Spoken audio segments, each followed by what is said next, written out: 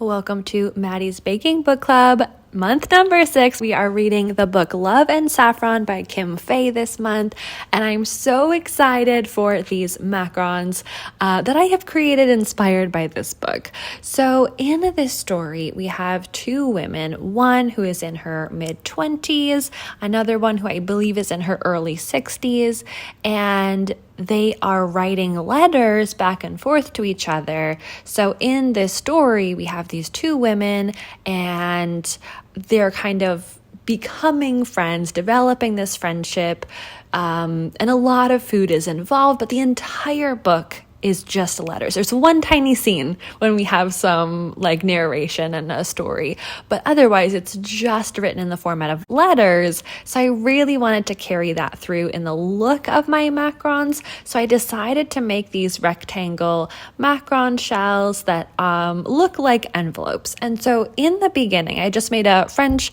method macaron shell here, and I just drew my own template. And then I decided I wanted a little bit of texture, and I had never made a macaron envelope before. So at first I wasn't quite sure how these would look, how it would turn out. And by the end, after I was piping several of them, I kind of figured it out. But I made the kind of bigger portion of the envelope on the back side where it's folded down, and I piped that. It almost looks like a crown or something. I piped that first, tapped the tray a little bit, let it rest so I could layer on that top triangle later, after about 15 or 20 minutes of letting this rest. And what that did, and with that second triangle layer, I overlapped just a little bit. With the first two, I didn't quite get the memo yet, so I just made a triangle and was like, this looks really stupid, why did I do this? But then I realized I needed to overlap a little bit more, and then that would get me the texture I wanted of that envelope portion. And then I'm also going to go in later with royal icing along that edge I've created to really have more definition. So I probably could have just made a rectangle and then gone through with the royal icing and done all of the detail with royal icing, but I liked the effort and the little bit of texture that this added, so I was happy with how this turned out. The one thing, I was so focused on getting the envelope look right that I didn't realize until I had already piped so many little ones that I just kept making the back side of the envelope with that flap. And so I made a couple really large ones, and for that one I have a different back and a different front, so it looks like an actual envelope, but for the little ones, both sides of the macaron have the little flap on it. So we're just going to ignore that and just focus on, this side that I wanted the macarons to look like this, that has the little, classic flap, classic rectangle look with that triangle flap, so it is an envelope. After piping all of that, so I had that first section, let them rest, pipe that second triangle section, let them rest again, because anytime you're working with shaped macarons, I'm not talking about just making something different from a circle if it's one single layer, but because especially I have that overlap layer of the triangle section, I piped a little bit on top of the other batter. I really wanted to make sure this was good and rested so it didn't explode in the oven, because that definitely can happen. So after I piped everything, I let it rest again for another 30 minutes. I'm talking a long time here, just to be really safe. And it turned out really, really well. Everything went perfectly. So I just made these larger size ones too. And the reason I especially wanted to have some larger format macarons like this is because the filling is going to be cake.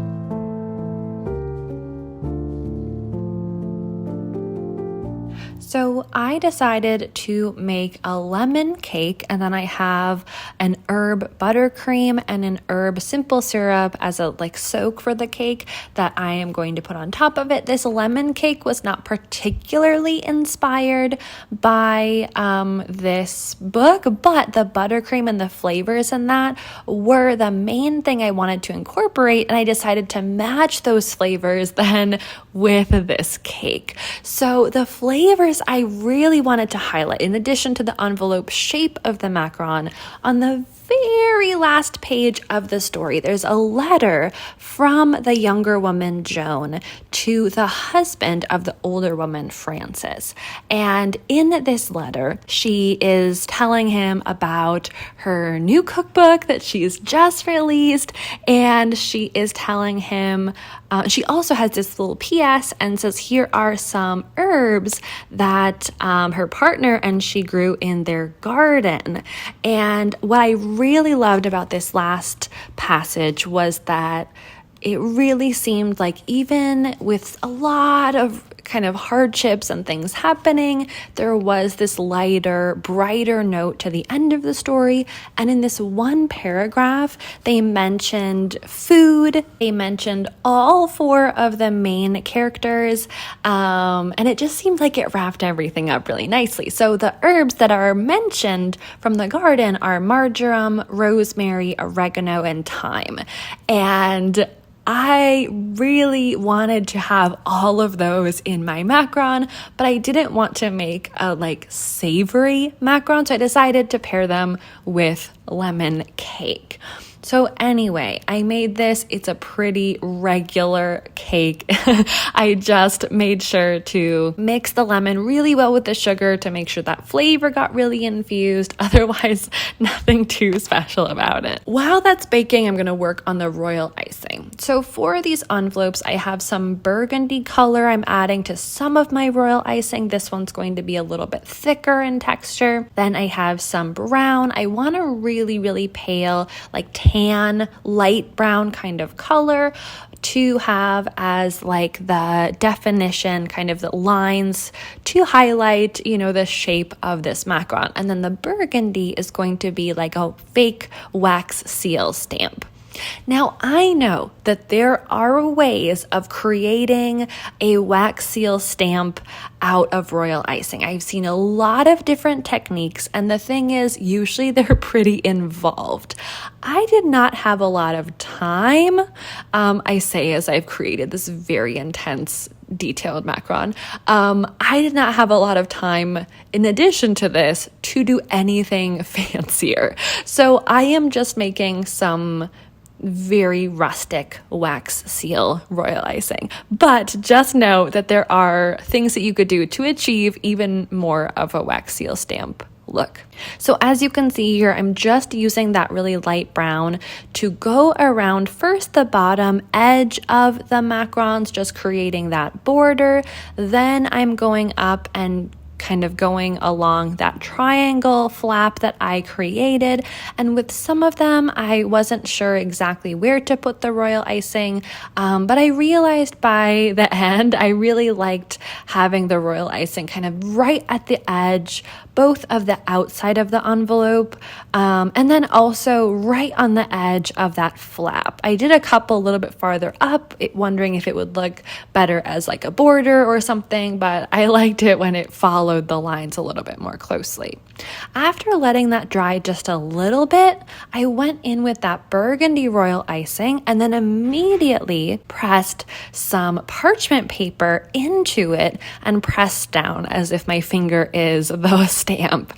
For the first one, I just did regular wax paper, and then I realized it would look really flat. So then I started crumpling it up to give it a little bit more of a rustic textured appearance. So then I used that crumpled parchment paper on top of the royal icing, and I really love that. Now, the important thing to note here is whenever you're using parchment or something to texture royal icing, press it down and then leave it. Do not touch it until it dries. Let it be there. Absolutely just let it be there for hours, okay? Do not touch it or you will ruin the end effect.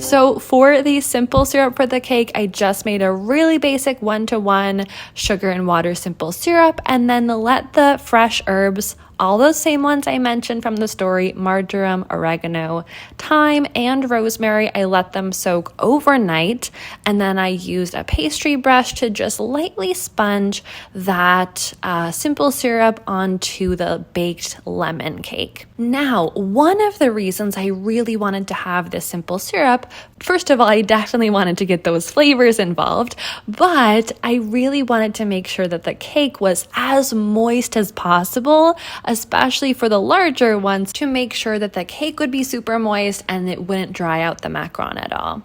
So the last thing I have to do is create this buttercream. I'm using a custard-based buttercream method. So what I'm doing here is I'm using all those fresh herbs with a bit of lemon zest, blending that with my sugar to really get all of the flavor from those fresh herbs and lemon into this buttercream. I'm just giving that a really nice sift to make sure I don't have any weird stems or huge pieces of herb. And then I am going to cook this like an anglaise or a pastry cream, and then mix that mixture into my butter. This style of buttercream is one I am using more and more recently. I just love this method of infusing flavors into a buttercream this way. It definitely takes a little bit more time because you have to create this anglaise or pastry cream, depending on the recipe you're using, and then you have to let it cool down enough, but not completely, and then you mix it with your butter, and so it's a whole thing, but it is so worth it. So I have this super vibrant green mixture because of all those fresh herbs right now, but don't worry, comparatively, this amount of the cream mixture, which I'm just heating up, kind of cooking this again, like an anglaise, like a pastry cream. And then I will mix it with the butter, but because there is a lot of butter and it will be whipped up, it's not going to be a green buttercream. So if you're worried about that, do not worry. If you wanted to keep this green color, I would recommend adding in a little bit of green food colorant, maybe in like a sage green or a forest green.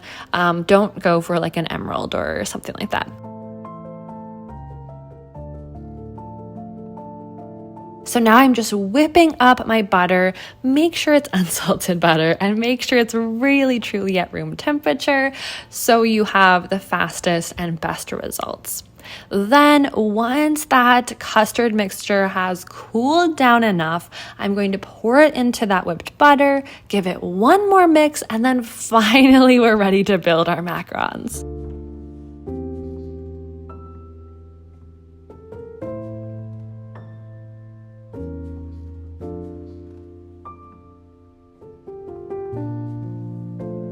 Before we can fill these macarons, though, we do need to remove that parchment paper. If the royal icing is completely hardened and dried, the parchment will just peel right off, no problem at all. So I am going to start by putting my soaked cake right in the center. I've cut it into little squares. I measured the macarons in advance, so I knew it would be the perfect size. And for the smaller macarons, I'm using, I think that was an 802 piping tip, and I'm just piping bulbs of that herbed lemon buttercream right around the outside, and then especially because we've soaked the cake, and then with that buttercream ring around the outside, the top of the macaron, that royal icing decorated shell, is just going to stick on perfectly, and I'm not worried about adding any extra buttercream to the top of the sponge cake because I know that it's going to sandwich together really well. Now for the larger ones, I did cut larger pieces of cake, and I am going to switch to a larger piping tip for that size. I think it ended up being about a 4 by 6 inch shell. That one I am going to use more like an 804, 805 piping tip and have larger bulbs of the buttercream, but otherwise the method is going to be exactly the same. If you have not read this book yet, Love and Saffron, there are so many great food references, lots of different cuisines and kinds of food and places to get food from. So many different things are mentioned. So if you are a foodie, if you enjoy reading different kinds of books, I would recommend it. And especially if you want to make any book inspired bakes, whether you post about it, for Maddie's Baking Book Club or not, it is a really, really fun one to kind of bake as inspired by this book because there are just so many different directions you could go in for both the fillings and then also for the outside or the decoration or something like that. Okay, this is the final look. These Love and Saffron inspired herb lemon envelope macarons. They are actually really delicious. So even if you don't read the book, definitely give this a try. Now on to the book discussion. Here we go. Hello, thank you for joining me. Thank you for inviting me. I feel so honored. Great. Can you introduce yourself for those of you who don't know who you are? I happen to be Maddie's mother, so I've known her for, get this, all of her life. Who knew? And actually for a very long time, Maddie and I have been sharing books, reading together, actually ever since she was a babe. But yeah, recently we've been sharing for the last several years books back and forth, so participating in the book club is super fun. But this was actually not our first book club. We were in a mother-daughter book club when I was a youth. And now that we are distanced from that, what were your honest opinions about the books and that experience? Would you do it again? Oh, for sure. In fact, there was another book club that we were involved in prior to that, and that was second grade. I was the book leader for a second grade book club. True, but there were no other adults there. That was just like you and a bunch of children. True. You were one of the children. I was one of the children. So we've done a lot of book clubs outside of just generally reading and exchanging books. And you and I generally do not have exactly the same taste in books, but I chose this month's book kind of with you in mind because I thought we might both enjoy it. So before we talk about it, can you tell everybody kind of what is this book about? Love and Saffron. It's a little shorty guy. Yeah, so Love and Saffron is like a delightful, quick read that is full of really great feel-good moments. A few tears were shed. I cried. Yeah, especially at the end. But anyway, there's a lot of touching aspects. There are two main characters, and they are a younger woman in her 20s and an older woman in her 60s. And it takes place in the 60s and 70s in Western United States. One is in California, one is in Washington State. And the two women become pen pals based on something that one of them, the younger one, had read in her mother's magazine, back when people regularly read magazines instead of online information. But anyway, the relationship went into so many different directions, but it touched on things that I find very valuable and that I love to read about and that I'm passionate about. And that would be intercultural experiences, feminism, international travel, sharing of meals, sharing of recipes, sharing the written languages or written stories, but also intergenerational relationships. Mm-hmm. And I would say this book, and one other thing, activism. Mm-hmm. Yeah, so speaking of, you mentioned the time period because this is kind of a historical fiction book. And I know you were not at the same age, obviously, as either of these two women, but you were alive when this book is taking place. And a lot of the things in the book, as far as like the women writing letters to each other and waiting forever to hear back and like not knowing if the other one was okay and like planning a trip abroad and that being so cumbersome. It was like I could have been reading like science fiction because I just like could Yeah, not. for the younger reader, meaning if you're younger than 60, you Yes. might have to get out your dictionary and say, so what are they referencing when they say macaws? And different things like that. There are total mentions of time appropriate activities, things, items, behaviors. Historical events. Yeah. Yeah. Oh, super touching on political times and Yeah. weather, which now, as we're entering this climate change world, some of the events that happened during that time period, they're a little bit ominous thinking about weather now. Yeah. Did any of it feel like nostalgic? Again, I know you were like 5 years old in the time period of this being written, but I'm not written, but when it was taking place, did any of it feel nostalgic to you? Or now that you are just in the current technological age that we are, did it also feel foreign? Okay, so nostalgic for sure, but also I still write letters in the snail mail, and I still get letters in the snail mail. There's something therapeutic and just very healing about writing letters, and then having them delayed gratification and waiting. So that's me That's good. sometimes. So, as far as this book goes, as you mentioned, there are these two different women, and the whole book, and it was kind of new for me that almost like 95% of the book is letters between the two women instead of like anything actually taking place. We're hearing about everything after the fact. Have you read any other books like that? And did you like that style of only reading letters? I have, and in the past, I think I've given up before I finished the book. Yeah. I felt this particular author was very good if you got into like maybe the third or fourth letter back and forth of establishing a cadence of communication rather than just the letters. Like it was a quick enough turnaround that the answer came that it was more like a dialogue. Yeah, I felt like for me, because it was a short book, it was fun and engaging in that kind of style. But I feel like you said, because it was like a dialogue almost, my brain was trying to read each letter in like the voice or the personality of that person.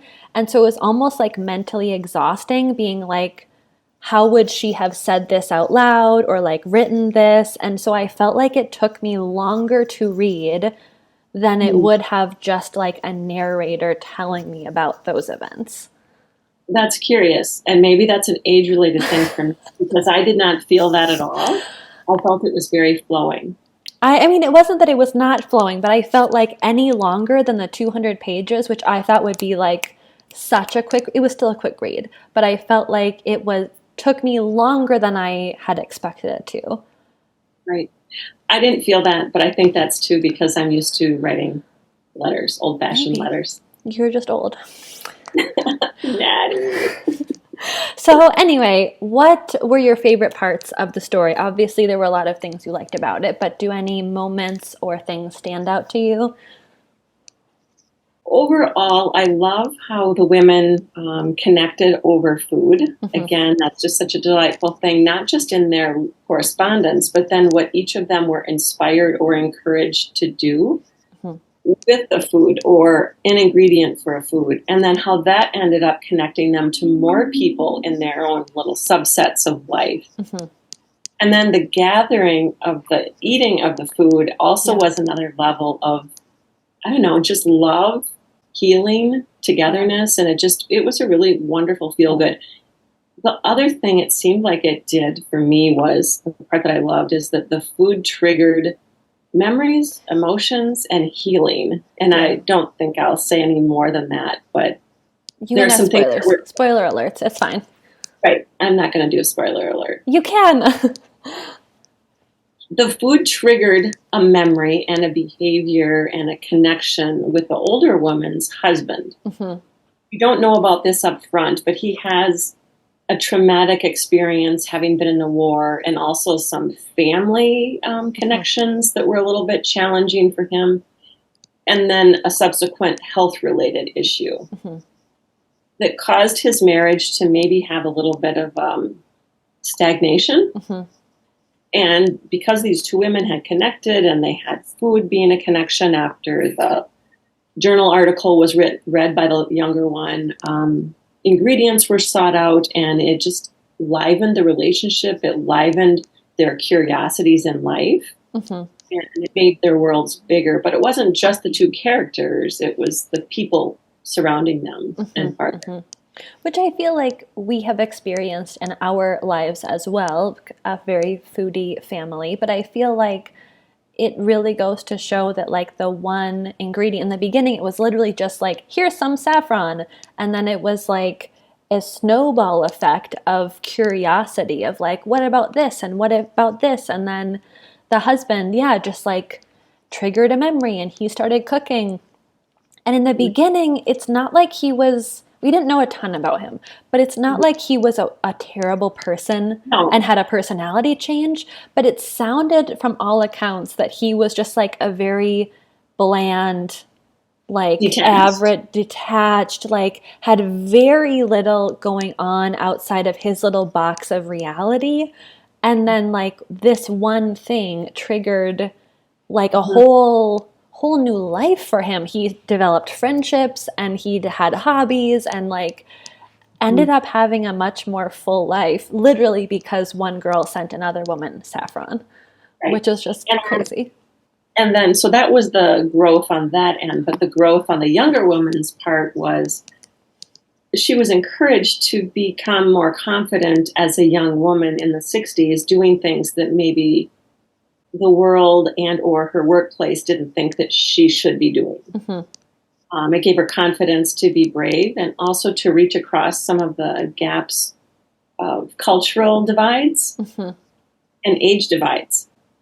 Yeah, I thought that was a really good kind of telling situation too, where it was like people get in their little rut, whether it is in LA or somewhere that's like so close to another country, like Mexico is literally right there, or in the Pacific Northwest, and they were outside of Seattle, that they didn't have the same normal foods, but they had their own little routines.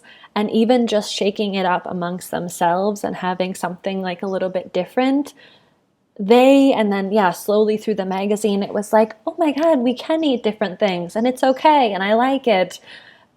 But it can take some pushing. And luckily the girl had the kind of curiosity and courage to do that. But yeah, you just made a mention also of the Seattle area. That was the kind of social activism that the older woman became involved in because she had lived near Seattle all her life. They did some in city and then some rural area because her husband worked in the city. And she traveled a bit, I think, for her job as well in the outer areas of. But kind of just like Pacific Northwest-ish, it sounded like. Right. But she actually had never really experienced Pike's Market. And if anyone listening to this has ever been to Pike's Market and you didn't really notice it, that would be a shame. It's such a vibrant place, and I'm sure in the 60s it was different than it is now. But there was a period in time where it was going to be demolished. And I really did like, speaking of that market, I really liked that the woman, after many months of the correspondence, and she went to the market, and she was like, wait, I've walked past XYZ so many times, and I didn't even notice it. So it was kind of cool that she had this new awareness of like basically her own space. And I think that can happen for anyone. We kind of stopped noticing.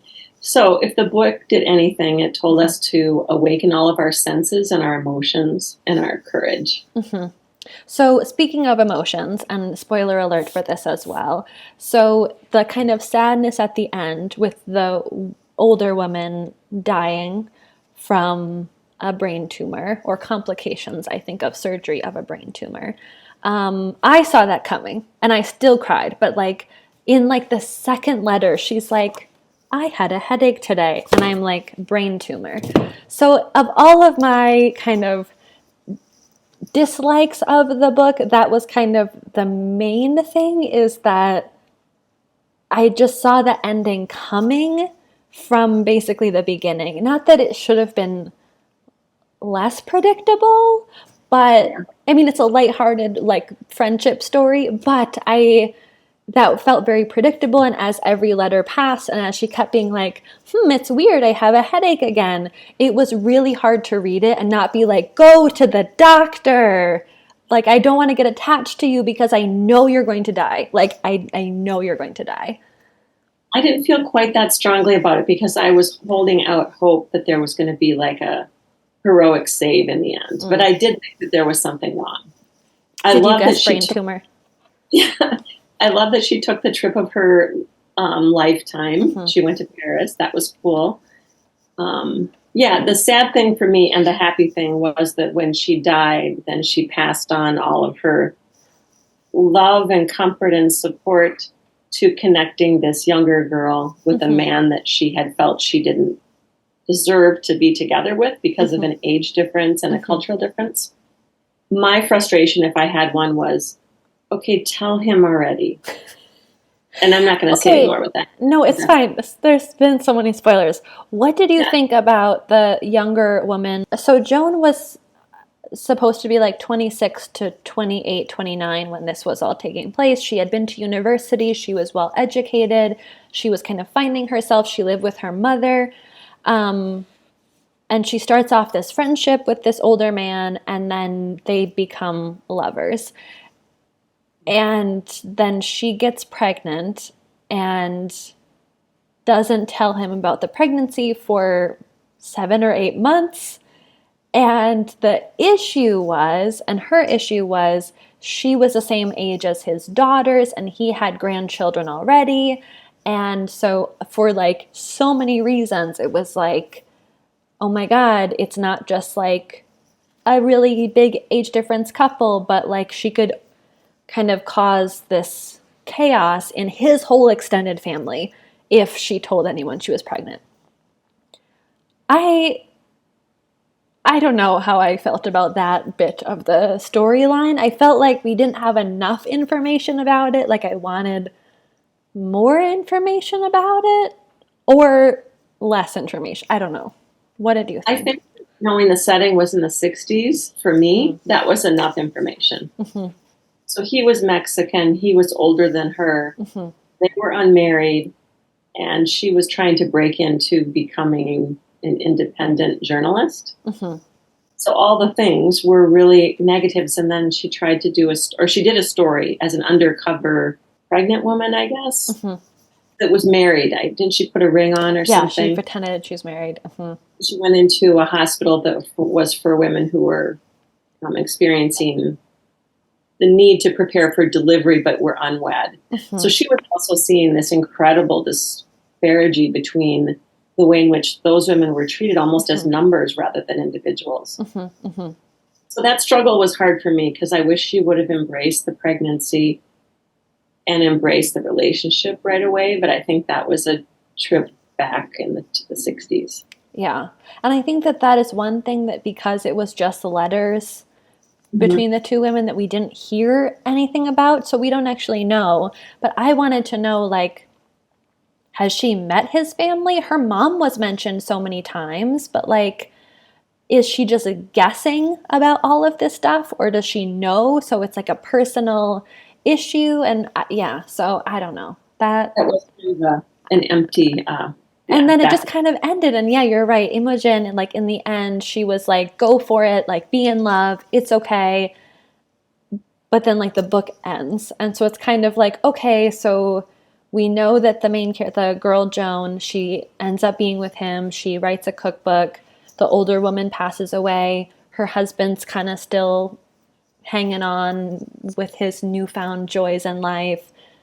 But like, that's all we know. We don't know anything else. And that was a little bit unsatisfying to me as a reader. I maybe wanted more information or like an epilogue, like Yeah, more Where closure. are they now? I just would have liked Imogen to live. That would have been a I good thing mean, for me. yeah, But yeah, that would have been a great thing for you. no, I thought it was very touching and very, yeah, it touched upon a lot of topics that seemed to be impactful for me. Yeah. So So, as I was reading through this, and obviously you know that I'm mostly a pastry person and less of a cooking person, but I felt like there were a lot of recipes that maybe I've eaten somewhere else, but hearing these two women like making them, and especially when it was like in a funny way of like, they're writing a letter and I'm such a terrible speller. So I'm like, yeah, I would have misspelled that too. Or like I've eaten it so many times, but I've never tried making it that I don't know. It made me more curious to try some of the recipes that they created. But what about you?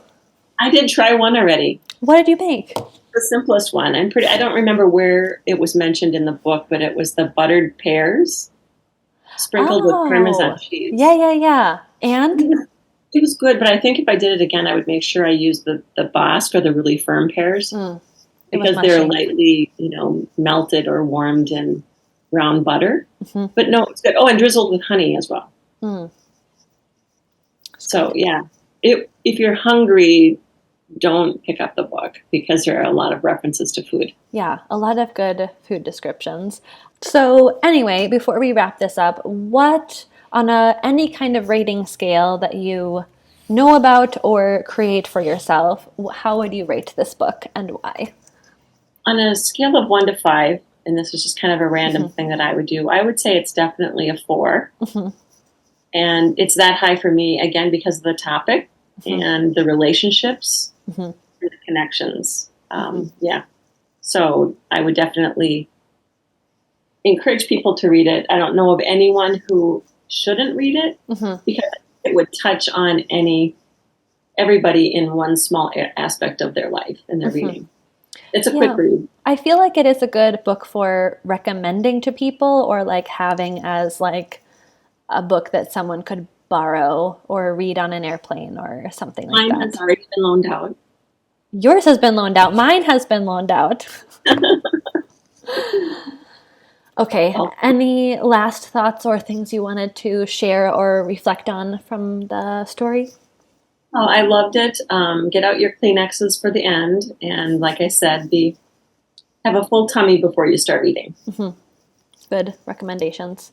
Yeah. Well, Mother, thank you for joining me today on Well, Zoom. thank you for allowing me to be part of your book club. Thank you for letting me force you to read these books. I love it.